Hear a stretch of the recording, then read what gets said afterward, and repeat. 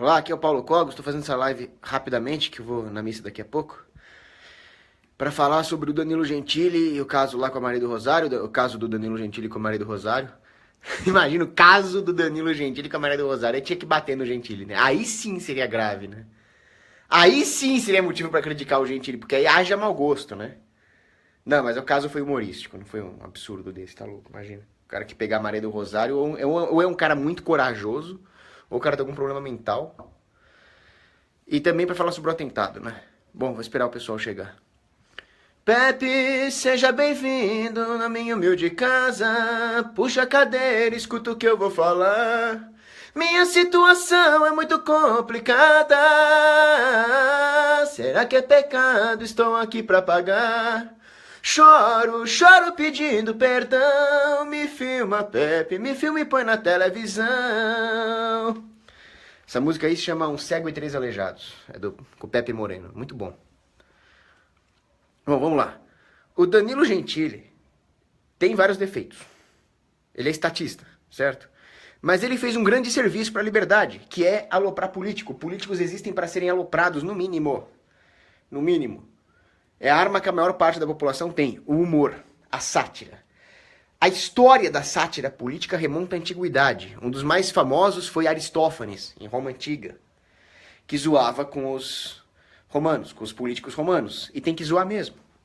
Afinal, os políticos, eu já disse isso em várias lives, eles se emprestam a si próprios uma falsa dignidade, de forma que a população se submeta a eles. Dignidade esta que eles não têm. Voltemos-nos à teologia moral. Quando que uma ofensa, uma sátira ofensiva é pecaminosa? Por exemplo, se você faz uma piada com Deus, é uma blasfêmia. Se você faz uma sátira contra os santos, é outra blasfêmia, porque a dignidade deles é muito alta. Se você esculacha a sua própria mãe, é uma coisa um pouco reprovável, né? Às vezes você pode fazer uma piadinha. Então depende da dignidade do alvo da piada. Se você faz uma piada com um bandido de rua, uma piada com champinha, a única filha da puta que vai se ofender é Maria do Rosário, né? Porque esse cara não tem dignidade nenhuma. Então, por que os políticos odeiam o humor? Porque o humor tira dos políticos a máscara de falsa dignidade que eles têm. É uma coisa maravilhosa. Muitos filósofos políticos já falaram da importância do humor político, passando por Bertrand de Juvenel, Hans Hermann Hoppe. É muito importante satirizar o sistema. Essa era uma das vantagens, por exemplo, de figuras como o Tiririca nas eleições. Não que eu tenha votado nesse cara. Mas é saudável que haja aqueles candidatos zoados. Todo mundo fica falando merda, né, durante as eleições. Ah, que bosta que é o Brasil, candidatos zoados, fazendo pouco caso das eleições, fazendo pouco caso da democracia. Isso é maravilhoso, fazer pouco caso dessa merda, mesmo para a população acordar. Para tirar essa falsa respeitabilidade da política. Então é muito bom que tenha candidatos como o Rambo lá, que vem com metralhadora lá nas eleições, que tem o Tiririca, né? Vocês sabem o que é que faz um deputado federal? Eu não sei, mas vota em mim que eu te conto. Oh, isso é bom, cara. Isso é saudável. Né? A outra lá, tinha um candidato lá que era um traveco, velho. Aí, o cara travestido lá escreveu assim, a democracia é uma festa. Cara, isso é a coisa mais saudável que existe. Porque é pra esculachar o sistema. Quais regimes proíbem o humor político? Não preciso, né? Não preciso nem... É muito fácil de adivinhar. União Soviética, Alemanha Oriental, Cuba, sempre são esses filhos da puta os que mais reprimem o humor político. Então isso é típico de totalitários. Eu estava até lendo hoje um livro que era uma antologia de piadas anti-stalinistas que circulavam na União Soviética em alguns meios bem corajosos ali, né? Porque imagina se o Stalin pega e vai pra fazer um passeio só de ida pra Sibéria. Uma delas, por exemplo, era assim, um soviético e um americano estavam discutindo. Aí o americano falou assim, "Hey, we have chocolate, motherfucker!" Aí o soviético fala, vocês têm chocolate, mas nós temos o camarada Stalin. Aí o americano, yeah, dude, if we wanted, we can get a Stalin too. Se nós quisermos, nós podemos ter um Stalin pra nós também. Aí o soviético, mas aí vocês não vão mais ter chocolate. Esse tipo de piada era proibida na União Soviética. E o que está acontecendo no Brasil? Nós estamos proibindo de fazer piadas com esses filhos da puta desses políticos. Agora, por que que se faz humor? Por que que se faz piadas? Porque alguma coisa está errada. Então nós nos divertimos com esse erro. E faz parte da humanidade, então, buscar a esperança, buscar transformar situações ruins ou pelo menos buscar extrair alguma coisa boa das situações ruins, e assim a humanidade vai sobrevivendo ao exílio. Por isso que Mark Twain dizia que a substância secreta por trás do humor não é a alegria, é a tristeza. É daí que nós extraímos o humor. É daí que nós extraímos o que há de divertido nessas situações. E o que causa mais tristeza no mundo do que a política? É por isso que existe tanto humor político. Porque os políticos causam tristeza, os políticos causam desolação, os políticos causam tragédia, e aí nós fazemos piadas com isso.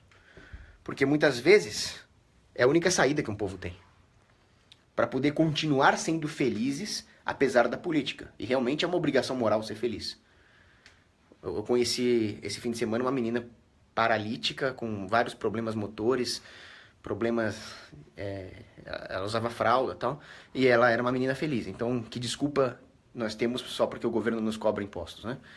Claro, nós não podemos nos resignar, deveríamos pegar em armas e matar os fiscais da Receita, isso é outra coisa, mas isso não tira a nossa obrigação de ser feliz. E o humor é o exercício dessa obrigação moral. O humor é quase um dever moral, principalmente se tratando de humor contra os políticos, né? Então eles causam tristeza, os políticos. Eles têm que ser, no mínimo, zoados. Deviam ser mortos, mas vamos pelo menos zoá-los, certo? Agora, por que é necessário zoar a política? Por que o humor é tão importante? O humor é importante justamente pelo que eu falei. É muito difícil explicar a escola austríaca para a população, é muito difícil explicar filosofia política para a população, é muito difícil você chegar para o povão na rua e mandar ele ler isso aqui. É difícil. É difícil. Agora, quando você traduz, quando vem um humorista e artisticamente resume toda a situação, cuja teoria por trás teria que ser explicada por esses livros aqui, e ele resume no humor, que é uma linguagem universal, eu não me lembro o nome do filósofo que falava que justamente isso nos torna irmãos, a capacidade de ter senso de humor quase que universal.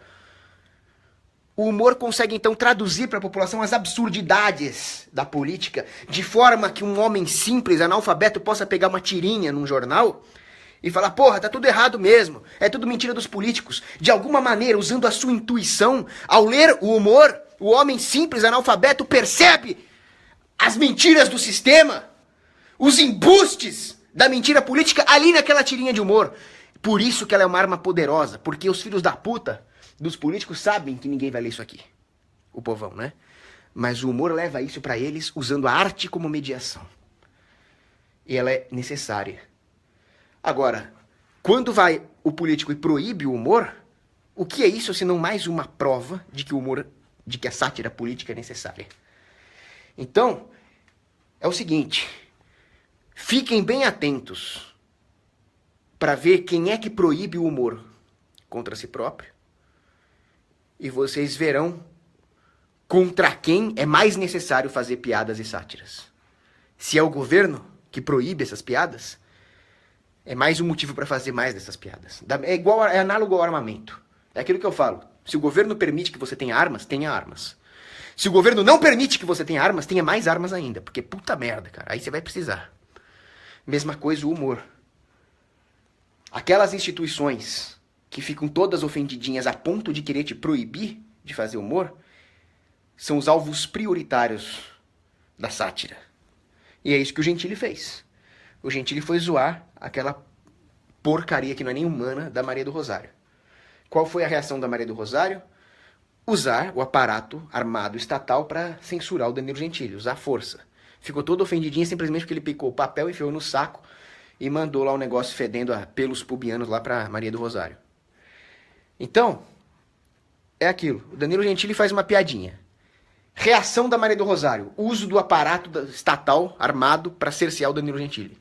Champinha tortura a menina por 3 dias, mata o namorado dela, depois estupra ela e depois mata ela. Reação da Maria do Rosário. Tadinha, uma vítima do CCZ. Maria do Rosário, eu não tenho o mesmo dom humorístico que o Danilo Gentili. Eu tenho o dom do xingamento. Então você vai tomar no meio do seu cu, sua vagabunda, sua capivara lampreia de merda, rastejante no esgoto, sua verme que no próprio vômito revolve. Vai tomar no... Agora eu não tô pra piadinha, não. Porra, eu queria saber fazer umas piadas assim. Então, como eu não tô inspirado hoje pra piada, tô inspirado pra mandar você tomar no meio do teu cu. Sua vagabunda, ladra, assaltante, bandida, comunista, nojenta. Então o Danilo Gentili fez ele muito bem. ele faz o mínimo que nós deveríamos fazer. O que a população devia fazer era se revoltar em pegar em armas. Mas como que a população vai se revoltar em pegar em armas se eles respeitam a classe política? O primeiro passo é o humor, é desrespeitar a classe política. Porque eles não são dignos de respeito, então o humor torna as coisas transparentes. Se alguém faz uma piada de mau gosto contra alguma coisa digna, que não deveria ser alvo de piadas, essa pessoa vai acabar sofrendo um boicote moral verdadeiro. Por exemplo, eu vou fazer piadas contra uma criancinha com câncer, vamos fazer uma piada bem escrota. Se eu for fazer uma piada contra a criancinha com câncer, como é que as pessoas vão me olhar? Certo? Então isso vai automaticamente perdendo a graça. Uma piada dessa não tem graça.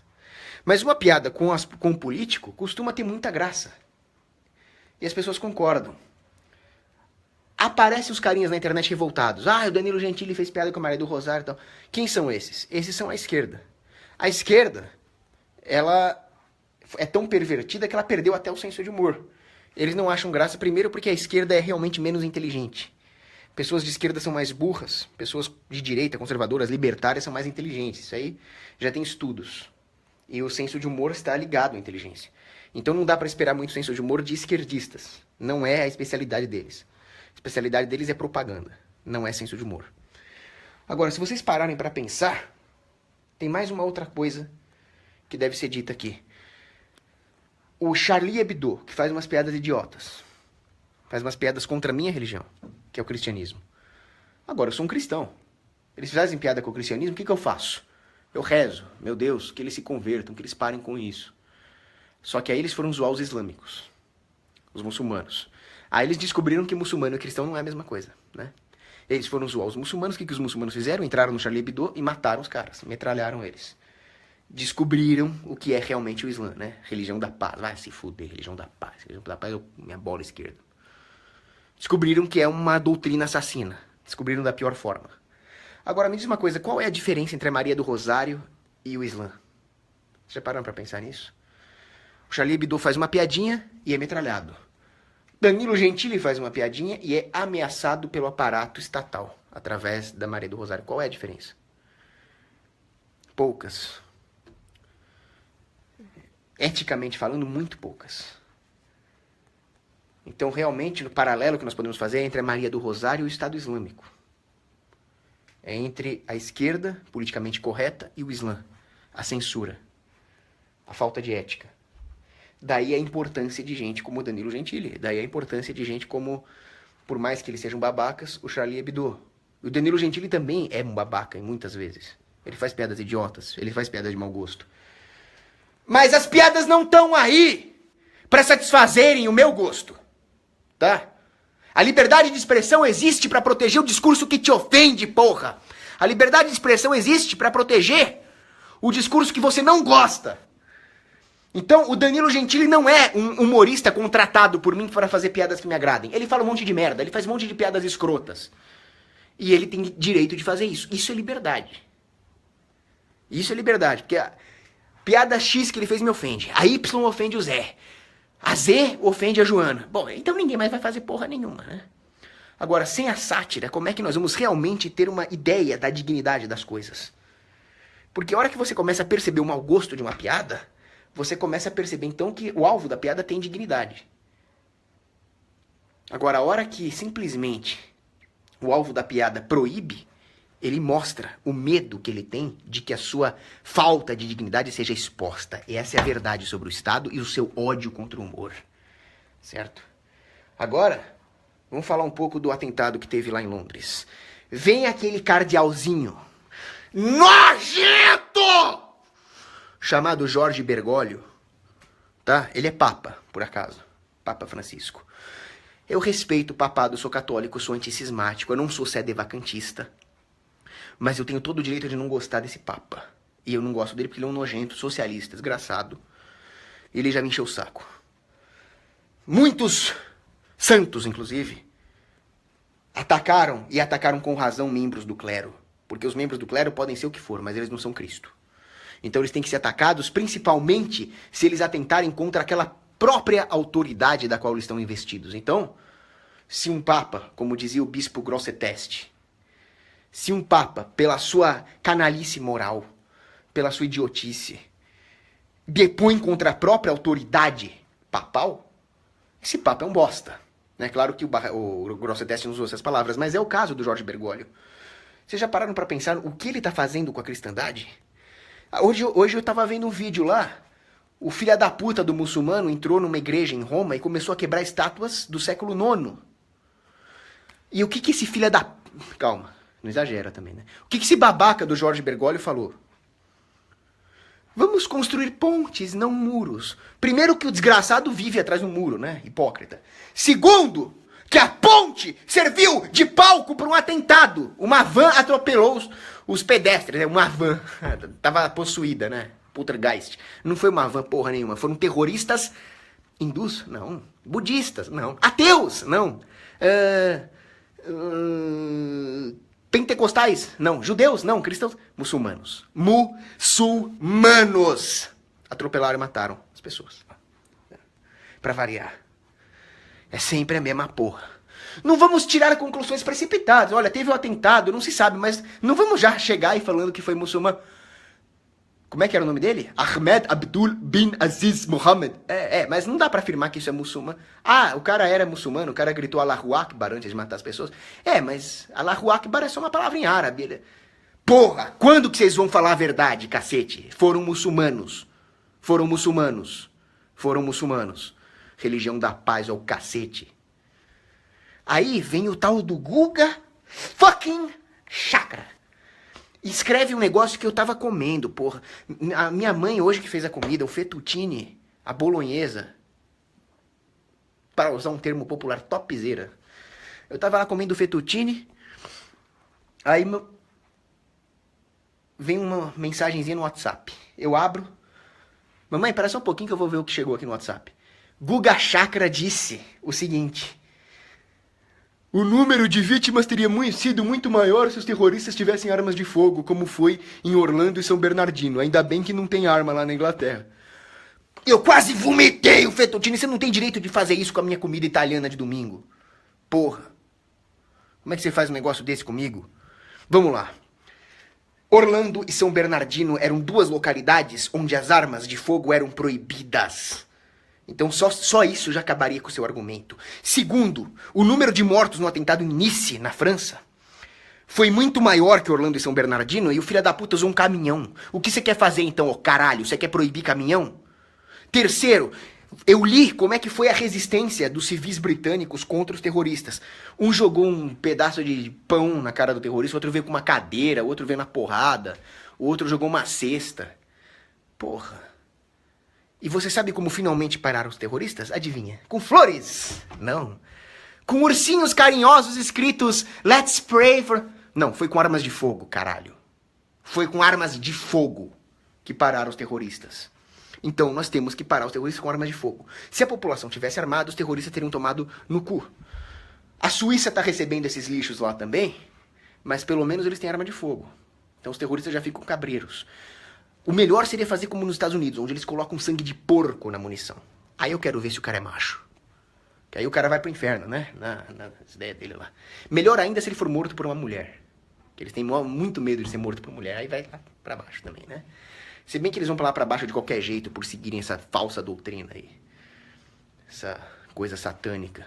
Aí você pega os grandes santos do passado. Santo Afonso Maria de Ligório, Santo Tomás de Aquino, São João Damasceno, os mártires de Córdoba, todos eles falavam. Seita satânica, o Santo Afonso Maria de Ligório, super santo, falava o seguinte: o paraíso islâmico é digno das bestas, não dos homens. Então, pô, os caras falavam a verdade sobre o Islã.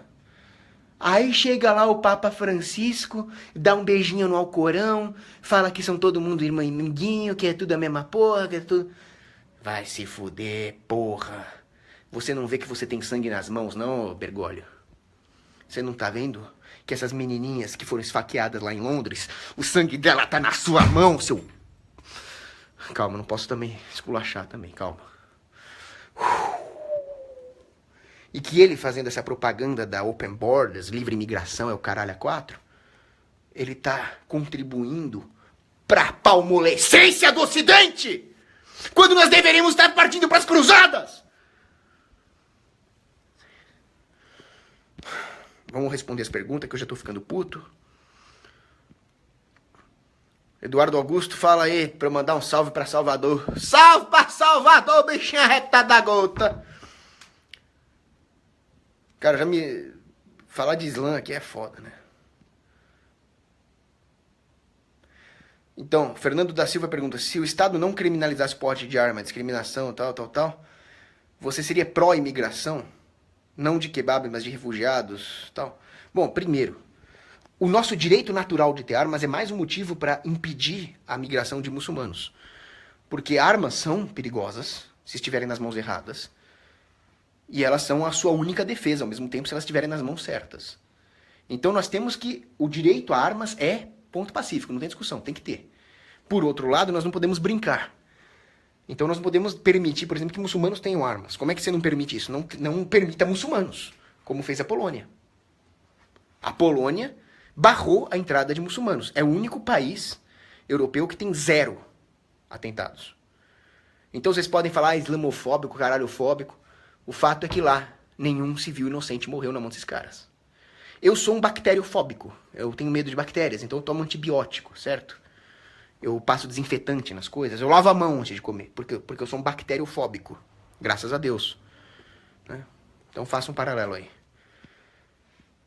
Agora, livre imigração eu sou contra de qualquer jeito, mesmo que seja de cristãos. Mesmo que seja de judeu. Porque livre imigração é integração forçada, é socialização forçada de bens difusos. A imigração tem que ser restrita. A livre circulação tem que ser de mercadorias, de comércio, de serviços.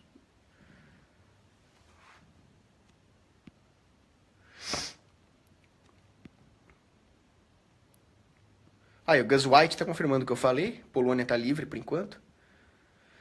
O que você pensa dos filhos de Odin, né? Soldados de Odin. Eu acho que devia dar bazucas pra eles. E carta branca pra pagar esses caras. O que você acha do Gregório do Vivier? Um câncer. Devia estar preso. Um prostituto do Estado. Paulo Carvalho fala o seguinte: minha avó é devota de Santa Teresinha do Menino Jesus. Gosto muito das suas lives. Muito obrigado, Paulo Carvalho. Manda um abraço. Tô mandando aí um grande abraço pra sua avó. E... Espera só um pouquinho. Tá aqui, ó. Que Santa Teresinha do Menino Jesus... Que Santa Teresinha do Menino Jesus e da Sagrada Face abençoe a sua avó e toda a sua família. Amém. Salve aí pro Hans Hellmann Hoppe. Meu Deus do céu. Olha o nome do cara. Bom, deixa eu dar uma pulada aqui que eu tô atrasado. É isso aí. Abraço.